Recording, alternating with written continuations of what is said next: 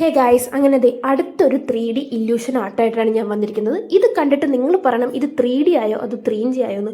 വേറൊന്നുമല്ല, ഈ 3D എന്നോട് അങ്ങോട്ട് സഹകരിക്കുന്നില്ല. പക്ഷേ സഹകരിക്കണില്ല എന്ന് പറഞ്ഞിട്ട് ഞാൻ എൻ്റെ ട്രൈ അവിടെ തീരുന്നില്ല. ഞാനിങ്ങനെ എപ്പോഴും ഇങ്ങനെ ട്രൈ ചെയ്തുകൊണ്ടേയിരിക്കും. പിന്നെ എനിക്കൊരു കാര്യം പറയാനുള്ളത്, എപ്പോഴും ഞാൻ എൻ്റെ ബ്രഷ് പെന്നിനെ കുറ്റം പറയാറുണ്ട്. അതായത് ആ ബ്രഷ് പെന്നിൻ്റെ ടിപ്പ് പോരാ, അതുകൊണ്ട് എനിക്കത് മര്യാദയ്ക്ക് ചെയ്യാൻ പറ്റില്ല, അങ്ങനെയൊക്കെ പറയാറുണ്ട്. പക്ഷേ ഈ ഒരു ഡ്രോയിങ് ചെയ്യാൻ എനിക്ക് എൻ്റെ ബ്രഷ് പെൻ തന്നെ വേണ്ടി വന്നു. അപ്പോൾ എനിക്ക് മനസ്സിലായി, നമ്മൾ ഒന്നിനെയും വില കുറച്ച് കാണരുത്. കാരണം എല്ലാത്തിനും അതിൻ്റേതായ സമയമുണ്ട്. അപ്പോൾ വേണം നമ്മൾ അതൊക്കെ എടുത്ത് യൂസ് ചെയ്യാറുണ്ട്.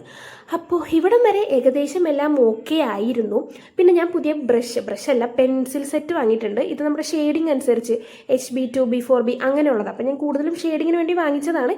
എൻ്റെ കയ്യിൽ ഓൾറെഡി ഉണ്ടായിരുന്നു. ഞാനത് ചെത്തി ചെറുതാക്കിയത് പോയതാണ്.